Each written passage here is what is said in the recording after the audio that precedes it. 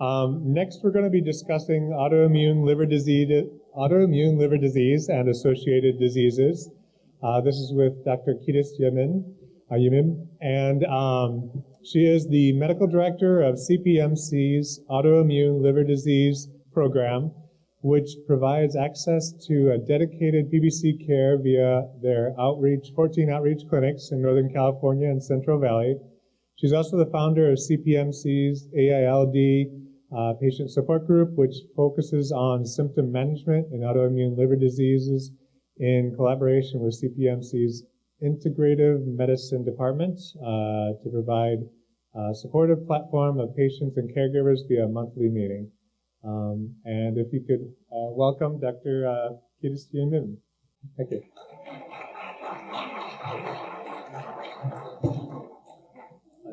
Thanks, Kathy and the PBC community for inviting me to speak today.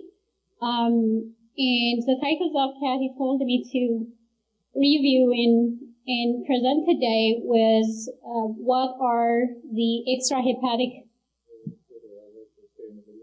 Oh, okay. Sorry. What are the extrahepatic diseases that are associated with PBC, and what do they mean? And how do they affect our outcomes in quality of life, etc. So I'm gonna go through that. So I have a brief outline,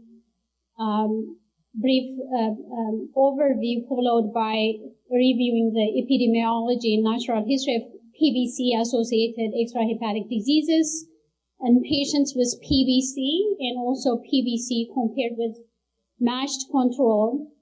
I will also spend some time reviewing autoimmune diseases and relatives of patients with PBC and what does that mean.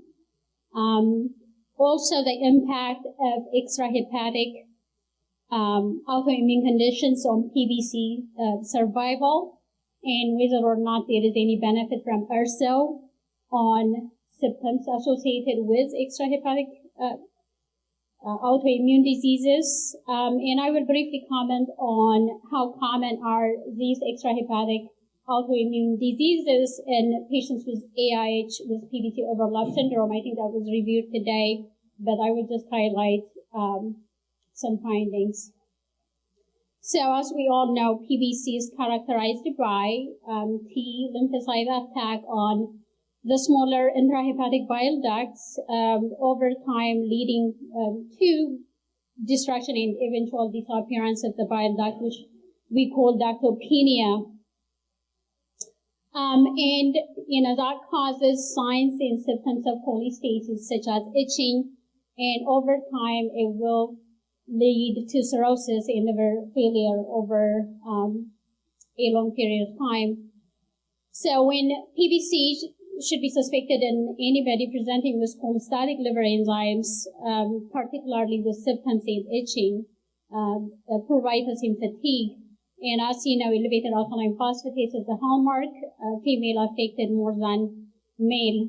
And when we are evaluating patients with PBC, it's really important to spend time getting a great history because of what I'm going to be covering right now. So we need to spend time asking about their personal history, exposure, family history, particularly presence of other autoimmune conditions. So when we compare PBC with PSC, which is the other cholestatic liver disease, though they both share some features such as autoimmune hepatitis overlap, cholestasis, cholestatic cirrhosis, pruritus, and fatigue. Autoimmunity is really huge in PBC, the association between other autoimmune conditions. There is some association in PSC, but as we know, in PSC, the dominant association is inflammatory bowel disease and cancer, colon cancer, cholangiocarcinoma, and gallbladder cancers. So autoimmunity in PBC. So several autoimmune diseases have often found an association with PBC and AIH, and Dr. Gershwan termed the mosaic autoimmunity as a reason why this could happen. And a quote from one of his papers states that autoimmunity mosaic is composed of numerous pieces, all coexisting and maintaining a certain balance. Reassembling and adding more components may shatter that steady state and direct the immune process to other clinical expressions, meaning leading to other autoimmune conditions. And certainly this balance is maintained by the integration of genetic, environmental, hormonal factors. PBC's association with AIH is well defined. I think we understand that well, and we know the natural history, but its associations with other extrahepatic autoimmune conditions is not well described. The ones that are described are mainly rheumatologic disorders. So, PBC-associated extrahepatic diseases. So there was a paper by Dr. Gershwan and his colleagues that looked at 361 patients with PBC, 339 were female, 22 male, mean age of 53. And these are patients that were enrolled in their center from 1975 to 2012 with a follow-up, a good number of years of follow-up, 8 plus or minus 6. So at the time of the PBC diagnosis, so of this 360 cohort, about 61% of the PBC patients actually had at least one extrahepatic autoimmune condition. And when you break those down further, only one was in 34%, 19% into 6% had 6% had 3, and 1.4% had 4 or more diseases. And what were the most commonly found diseases, comorbid diseases? Those include Hashimoto's thyroiditis and about 12%, Raynaud's syndrome, Sjogren, and 18 and 34%, Crest was at 6.1% in rheumatoid arthritis. And there were others that are listed here that were also found. What was interesting here is that the proportion of patients with the associated extrahepatic conditions actually remained the same over time in their cohort. So they broke those down by years, 73 to 80, 81 to 90, 91 to 2000, and goes on, and the proportion actually remained the same in that cohort. So when looking at what were some of the factors that were associated with having being a PBC patient, having PBC only, or PBC with extrahepatic associated autoimmune conditions, what was the most outstanding factor was being a female was a risk. The other factors, the autoantibody positivity and types of autoantibody positivity, liver histology stage, and other risk factors were actually not associated with having extrahepatic autoimmune condition. So being a female was a risk. This is again comparing patients with PBC alone with PBC plus extrahepatic autoimmune conditions. So the other concern is that if it is this common, is that are these conditions associated with outcomes in PBC? The good thing is that they are not. So they actually are not related to development of liver decompensation, meaning ascites, encephalopathy, or bleeding, or liver cancer or extrahepatic cancer. They actually did not affect survival neither, but we know that they do affect quality of life, however. So this was another paper by, I think it's the same paper by Dr. Gershwin and his group that showed us that when you look at PBC alone, PBC with extrahepatic disease, there was no difference in terms of these extrahepatic malignancies, variceal bleeding, HCC, or ascites. They actually did a Kaplan-Meier curve to show difference in survival, and there was no difference in survival between the two groups. So what is the risk of extrahepatic autoimmune condition in PBC patients when we compare them with age-matched control? The prior paper was comparing PBC alone versus PBC with the conditions, but how about if we look at age-matched control? What is our risk? So here is one of the largest case control risk factor study in PBC that was from the PBC epidemiology group. It's a U.S. study. They had 23 centers in the U.S. that participated from November 1999 to 2004, and they had 1,032 patients with PBC, and they were compared to age, gender, race, and geographic location matched controls of 1,041. So what does that show us? So compared to case, meaning having PBC, control being not affected by PBC, you can see that patients with PBC do have increased risk of the autoimmune conditions that was described on the other paper, including lupus, autoimmune thyroid disease, renal, Sjogren's, scleroderma. Interestingly, on this study, rheumatoid arthritis was not significant. In having any one of the above autoimmune conditions, having just one, certainly a patient with PBC was at risk compared to a patient with no PBC but matched in every way. And that risk is about 2 to 3 times.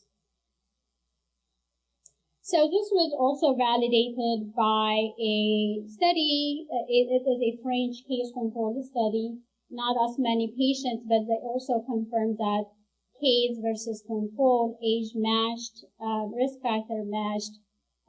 Patients with PBC do have autoimmune thyroid diseases, renal, Sjogren, and autoimmune hepatitis. And vitiligo was also significant here in having any type of autoimmune condition, 55% versus 17% in the control group. So the next question would be, what's the prevalence of autoimmune diseases in first-degree relatives of patients with PBC? So that large case control study from the U.S. also looked at relatives of patients with PBC, and they compared them with relatives of patients, relatives of controls that were matched to the patients with no PBC, and found that relatives of patients with PBC have increased risk of PBC, and that risk was about 6% compared to 1% in the control group. They also showed that other autoimmune conditions, the risk of having those was also increased. Lupus and autoimmune thyroid disease were significant. Sjogren was significant. So when they looked at who in the family, first-degree relative, was most affected or was at risk of having another condition, and again, the diseases that were significant were having a PBC, lupus, autoimmune thyroid disease, Sjogren, and compared to controls, mothers and sisters of a patient with PBC did have increased risk of those conditions. The rates are here, and they were significant compared to the control.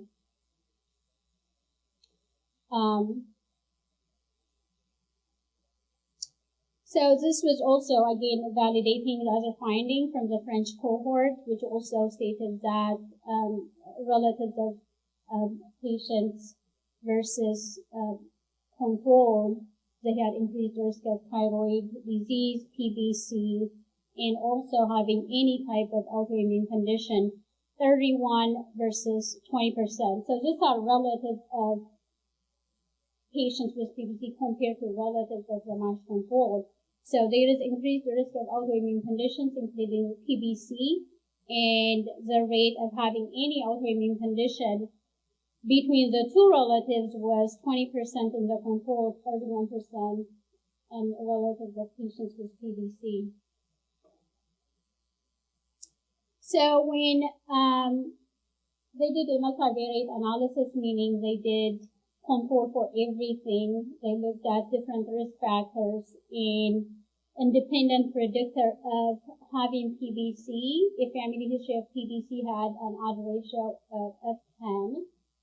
They also found lupus in having children also seems to be has increased risk of having PBC.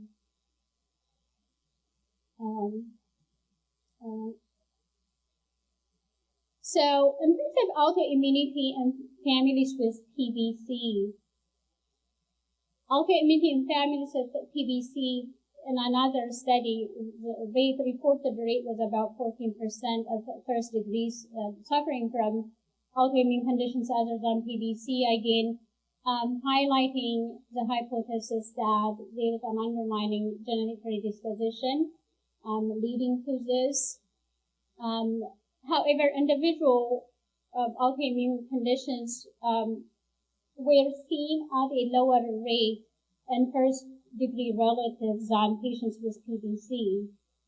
I think I want to make that clear. So in the relatives, it was lower. It was slightly increased, but not as high as the affected patient with PBC. Just, summarizing kind of all those numbers that we looked at, having any autoimmune condition and a patient with PBC was about, reported rates are about 40 to 60%, which is really significant. Relatives of patients with PBC, 25 to 30%, in the controls were about 15 to 20%. So how about AMA positivity? What do we do about AMA positive relatives that with normal liver enzymes? What are the risks? And what does that mean? Who should be screened? So the Mayo group in 2007 had a study that showed that first-degree relatives of patients with PBC, rate of AMA positivity reported was about 13%. And then they did a follow-up study. This is using their cohort, which is enrolled in the Mayo Clinic PBC Genetics Epidemiology Registry in biorepository study. They had, from 2003 to 2009, they had about 476 first-degree relatives that they actually monitored over time, over 8 years. I'm sorry. And at recruitment, so this is very interesting. So at recruitment, 11% of the first-degree relatives had AMA positivity, and 89% did not have AMA positivity. And among the ones that have AMA positive, which is try to follow me, among the 22%, which is 11 of the AMA positive individuals, and 5%, 2 of the AMA negative individuals at enrollment of the study they actually had PBC, so they were undiagnosed.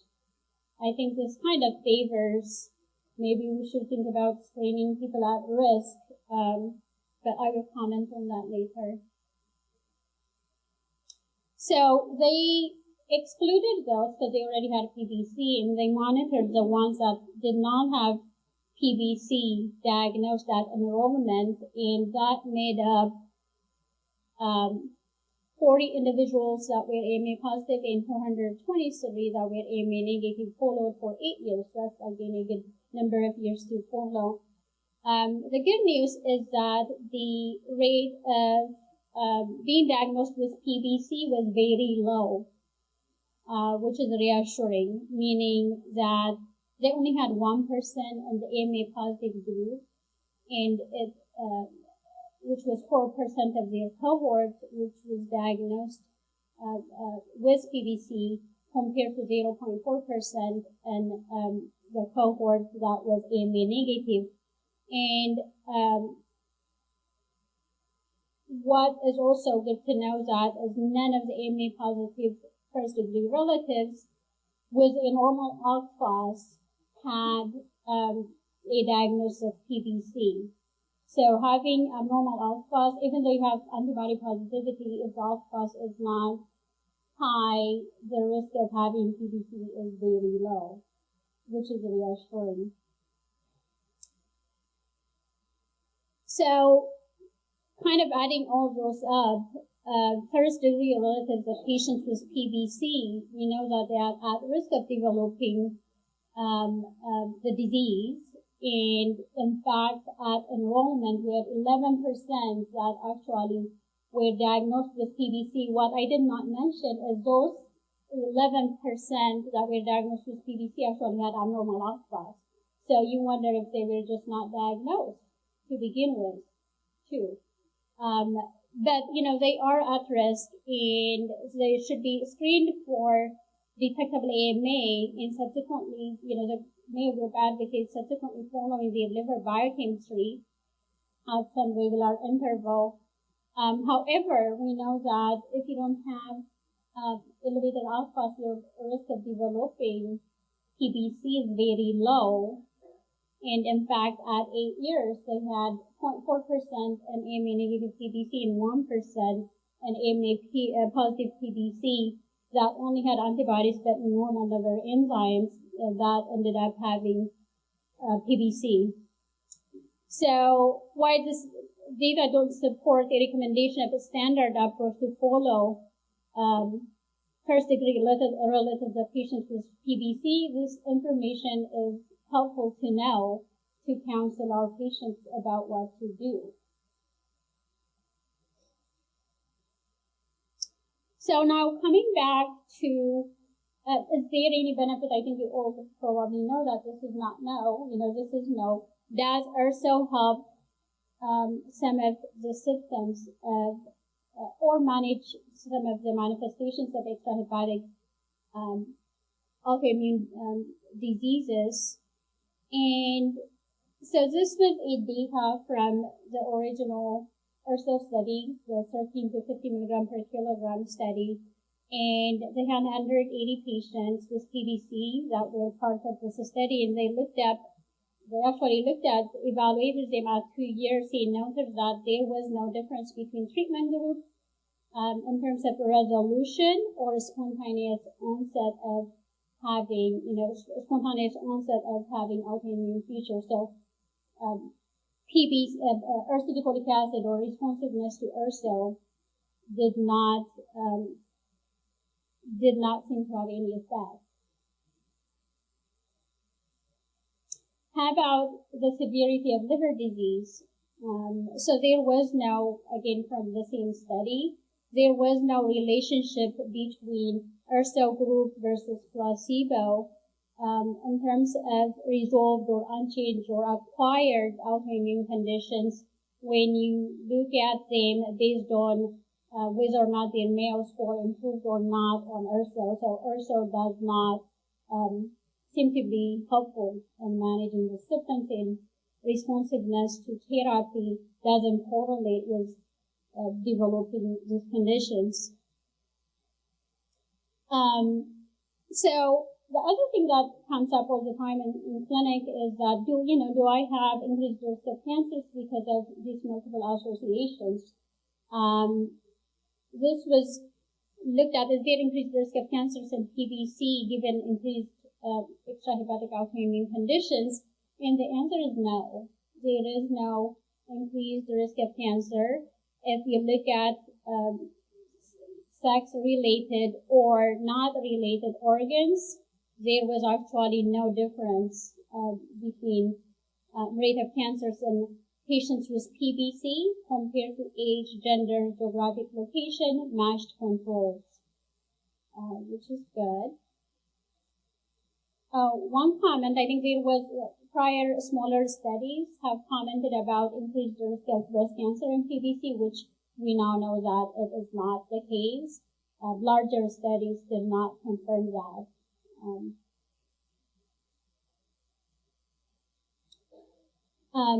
This was, again, the initial paper I discussed by Dr. Gershwan, which also showed us that using their 300 plus patients, there was no difference in terms of extrahepatic malignancies or HCC between the groups. So how about extrahepatic autoimmune conditions in patients with AIH with PBC overlap syndrome? So there was a European multi-center study that looked at 71 patients with PBC plus autoimmune hepatitis overlap syndrome and showed that they have various rates or degrees of autoantibody positivity, which, as you know, makes diagnosis very challenging.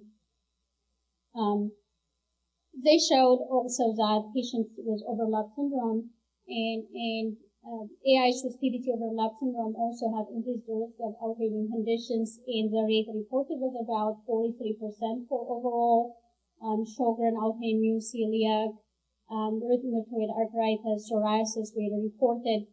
Systemic sclerosis was not that common in the AIH overlap group compared to the PBC only, but they are at increased combined. The combined group has increased risk as well. So presence of extrahepatic autoimmune conditions also did not impact the outcomes of patients with PBC plus AIH overlap.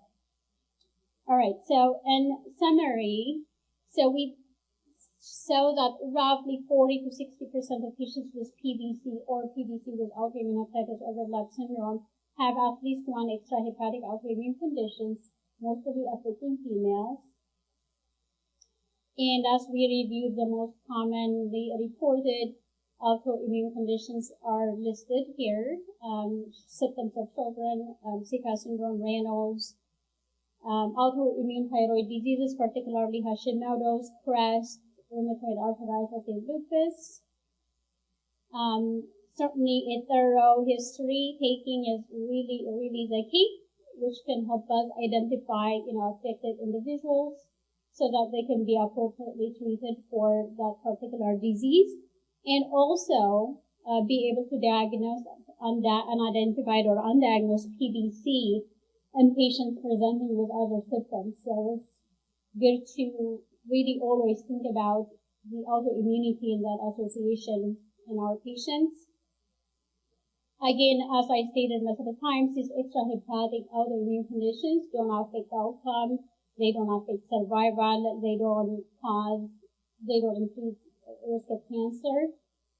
And treatment with UDCA has no impact. Therefore, symptomatic care is very important for associated autoimmune conditions, particularly referring our patients to a multi-specialty center where they can get the multidisciplinary care because the majority of us are affected. Again, specialties that would needed to be part of this multidisciplinary team include rheumatologists, endocrinologists, dermatologists, hematologists, and others.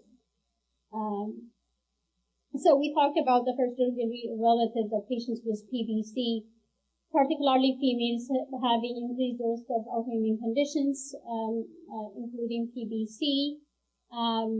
So it's reasonable at least one time to screen for detectable AMA and subsequently follow liver biochemistry at some interval, particularly if that relative has another autoimmune condition. But we know that if you have normal alkaline phosphatase, the rate of developing PBC is very low over time. I think it's important to recognize that, but I don't think it is a standard guideline about how we should screen or follow our patients through this. I think that was it. So I'll take any question.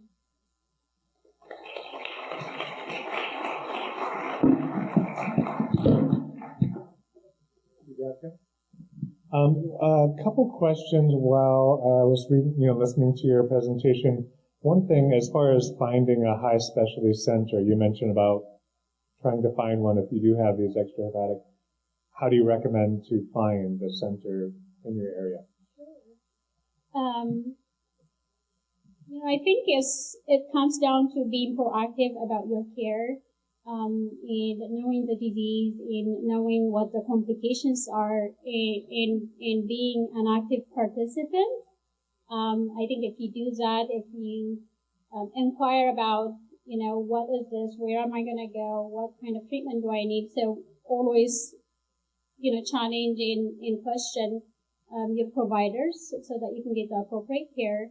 I think being active in the community, like, the PBCers or online group or mentorship programs, etc., are very, very helpful. I think they're very empowering to our patients. I think it comes down to really taking charge and caring, being proactive about your disease and not just waiting for us to tell you something. You should be an equal participant. I think then, based on that, you will get what you need. And one other question as well was around, you mentioned screening relatives and trying to help find relatives that may have it as well. And you mentioned about other autoimmune conditions. What are some of those autoimmune conditions that might be, a signal for one of your relatives that they should also be tested? I have a few slides on that. So we did say that patients with relatives of patients with PBC do have increased risk of autoimmune conditions, and that's not just PBC. We listed scleroderma, rheumatoid arthritis, lupus, are some of the significantly increased, but there were many. It doesn't have to be just those.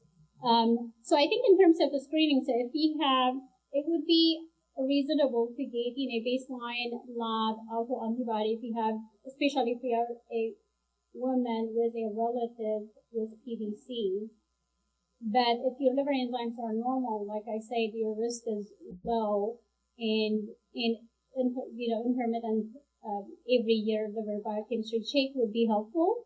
But if you yourself have another autoimmune condition, you have a relative with PBC and you have another autoimmune condition yourself, I think that would be another reason why you should get tested for PBC, just because of the fact that, having more conditions kind of add up. So those would be the groups that I would recommend. Okay. Great. Thank you, Dr. Yimam. And a present from the team for you. Thank you. Okay. Thank you for your time.